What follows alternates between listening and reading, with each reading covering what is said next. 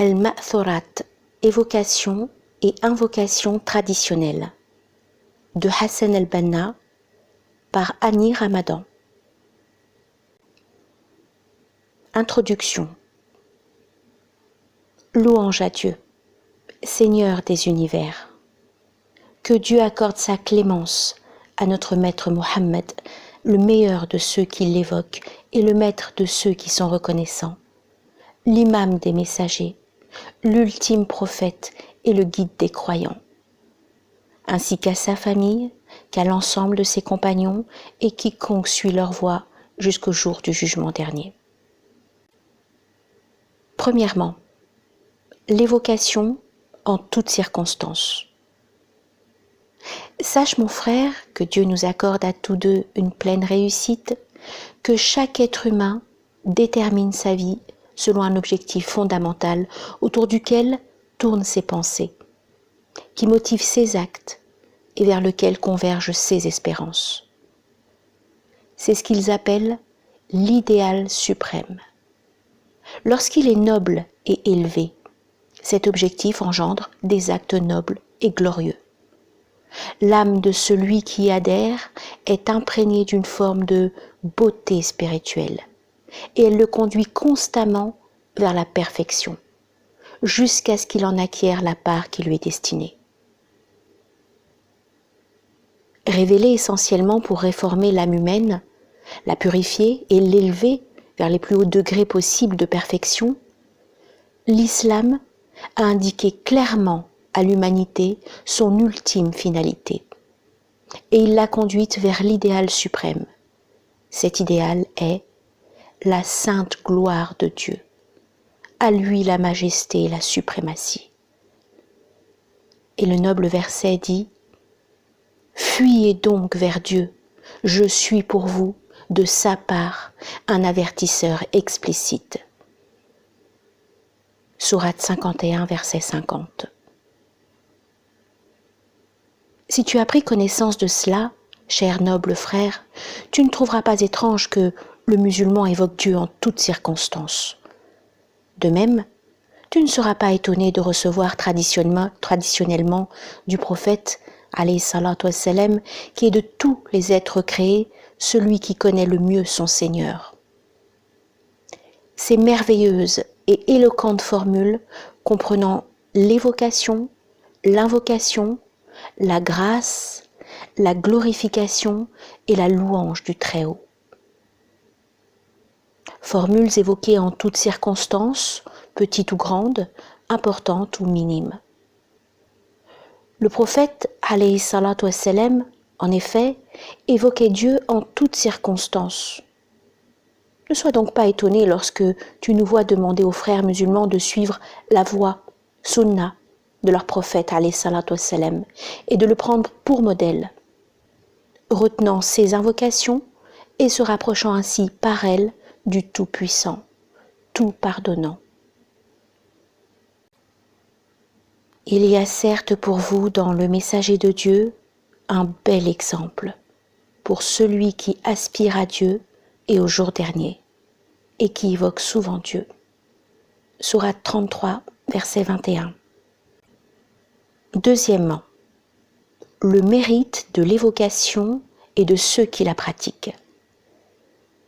L'ordre de pratiquer l'évocation et de multiplier la mention de Dieu, ainsi que le mérite de l'évocation et de ceux qui s'y adonnent, sont soulignés dans de nombreux versets du noble Coran et dans beaucoup de paroles du grand messager, alayhi salatu wassalam.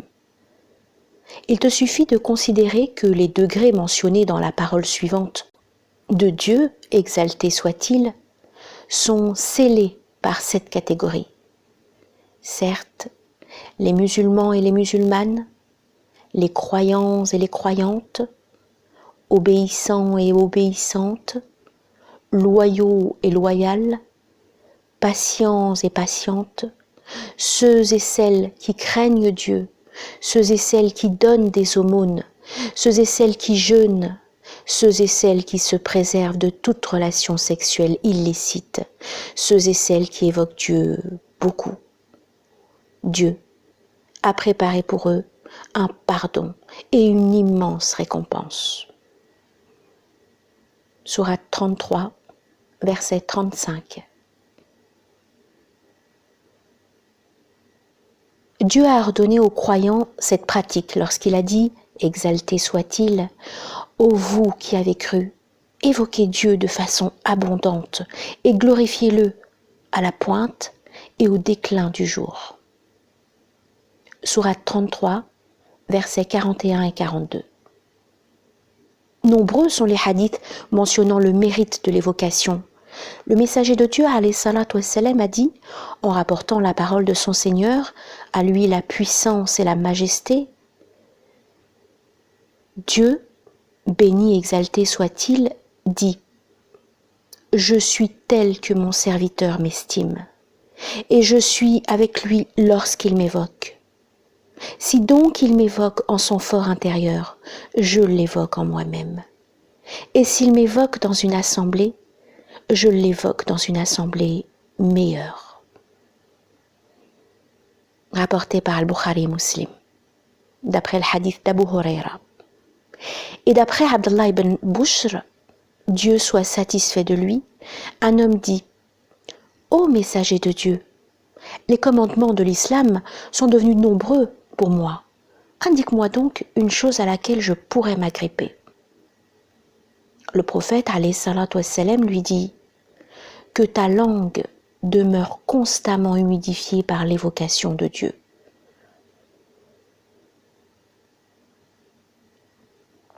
Rapporté par At-Tirmidhi qui a dit « C'est un hadith de bonne authenticité, Hassan. » Troisièmement, les règles à observer pendant l'évocation.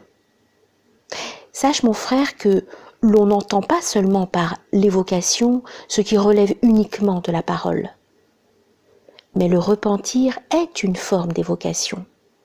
La méditation est l'une des plus hautes formes d'évocation. La quête du savoir est une forme d'évocation. Et la quête des moyens de subsistance est aussi une forme d'évocation lorsqu'elle est animée par une saine intention.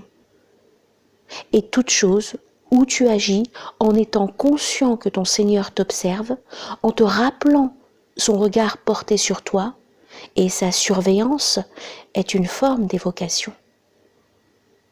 C'est pourquoi celui qui connaît Dieu l'évoque dans toutes les situations. Pour que l'évocation fasse son effet sur le cœur, il est nécessaire d'observer certaines règles qui lui sont relatives et sans lesquelles elle se limitera à de pures paroles, dénuées de toute influence. Les savants ont mentionné beaucoup de ces règles. Les plus importantes et celles qu'il convient d'appliquer en priorité sont: premièrement, le recueillement et la bienséance, la volonté d'avoir à l'esprit le sens de ces formules, le fait de s'efforcer de s'en imprégner et le fait de saisir leurs objectifs et leurs finalités. Deuxièmement, le fait de baisser la voix dans la mesure du possible, tout en gardant l'esprit complètement éveillé, en étant parfaitement résolu, afin de ne pas embrouiller les autres. Le noble verset suivant fait allusion à ces règles. Dieu exalté soit-il dit, et évoque ton Seigneur, en toi-même, dans l'humilité et la crainte, sans élever la voix, le matin et le soir, et ne sois pas du nombre des insouciants. Sourate 7, verset 205. Troisièmement, l'harmonie dans la récitation si l'évocation est pratiquée en groupe. Il ne doit ni aller trop vite, ni prendre du retard sur les autres. Il ne prend pas pour son compte les formules prononcées par les autres avant son arrivée. S'il arrive alors que le groupe a déjà commencé, il attend plutôt le début d'une nouvelle formule pour enchaîner avec eux. Puis, il rattrape après la récitation collective ce qu'il a manqué. S'il prend du retard pendant la récitation, il rattrape ce qu'il a manqué et rejoint le groupe. En aucun cas, il ne les rejoint au milieu de la récitation, afin de ne pas déformer celle-ci et ne pas défigurer les expressions. Cela est illicite à l'unanimité. Quatrièmement, la propreté du vêtement et du lieu, avec le souci de pratiquer l'évocation dans des lieux respectables et à des moments convenables, afin que cela soit plus propice à la concentration de son esprit. l'assainissement de son cœur et la pureté de son intention. Cinquièmement, le fait de quitter la séance dans le recueillement et la bienséance, en évitant les paroles vaines et les distractions qui éliminent les effets bénéfiques et l'influence de l'évocation.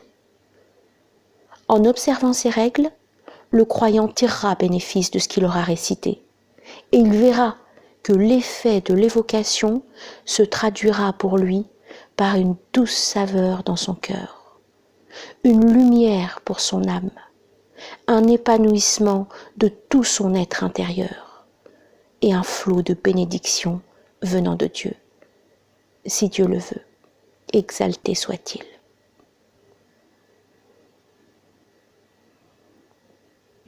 Quatrièmement, l'évocation de Dieu en groupe. On trouve dans les hadiths ce qui conduit à penser que le fait de s'assembler pour l'évocation est aimé. Ainsi, dans le hadith que rapporte Muslim, le prophète alayhi salatu wassalam dit « Un groupe d'hommes ne s'assoit pas évoquant Dieu, à lui la puissance et la majesté, sans que les anges ne les entourent et que la miséricorde ne les couvre et que ne descende sur eux la quiétude et que Dieu ne les mentionne à ceux qui sont auprès de lui. » Fréquemment, tu vois dans les hadiths que le prophète alayhi salatu wassalam sortait vers un groupe d'hommes alors qu'ils évoquaient Dieu dans la mosquée et qu'alors il leur annonçait qu'ils seraient récompensés et il ne les blâmait pas. Se réunir pour accomplir des actes d'obéissance est une œuvre aimée en soi, à plus forte raison lorsqu'il en découle un grand nombre de bénéfices, comme le ralliement des cœurs, le renforcement des liens, le fait d'occuper son temps de façon bénéfique, l'instruction de l'illettré qui ne peut bien s'instruire et le fait de rendre visible l'une des pratiques cultuelles instaurées par Dieu. Exalté soit-il. Certes, le fait de se regrouper pour pratiquer l'évocation n'est pas recommandé lorsqu'il en découle des comportements interdits par la loi, comme le fait de perturber, en élevant la voix, une personne qui prie, ou le fait de se livrer dans ces assemblées à des futilités et d'y rire, ou le fait de transformer les formules, ou de tenir compte de la récitation des autres et de les rejoindre au milieu d'une expression, ainsi que d'entreprendre toute action équivalente interdite par la loi. Dans ce cas, on empêche l'évocation en groupe, pour ses nuisances, non pas pour le regroupement lui-même. Particulièrement lorsque l'évocation en groupe se fait en utilisant des formules traditionnelles authentiques, comme c'est le cas de la présente Wadhifa, il serait donc souhaitable que les frères se rassemblent pour la lire matin et soir dans leur lieu de rencontre ou dans une mosquée, en évitant les actions répréhensibles indiquées. Celui qui manque sa lecture en groupe, qu'il la lise seul et qu'il ne la néglige pas. Conclusion. Aux frères musulmans donc, nous adressons cette Wadhifa. Elle ne leur est pas particulière, mais elle s'adresse à tous les musulmans. Il se peut qu'en elle, ils trouvent un appui dans leur obéissance à Dieu. Béni et exalté soit-il. Elle peut être lue le matin, depuis le temps de la prière d'avant l'aube, Fajr, jusqu'au temps de la prière de la mi-journée, Dhuhr.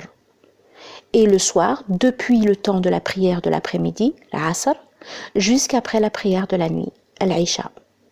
Et ce, individuellement et en groupe. Celui qui manque de la réciter entièrement, qu'il ne néglige pas d'en réciter au moins une partie, afin qu'il ne prenne pas l'habitude de la négliger et de l'abandonner. Le wird coranique se lit au moment opportun, de nuit ou de jour. Les invocations et les évocations qui viennent après la wadhifa et le wird se lisent en fonction des circonstances. Nous demandons à Dieu, pour nous et pour eux, une bonne réussite et une parfaite orientation. Et nous leur demandons de ne pas nous priver de leurs bonnes invocations, en privé comme en public. Que Dieu accorde sa clémence et son salut à notre maître Mohammed, ainsi qu'à sa famille et ses compagnons. Hassan el-Banna.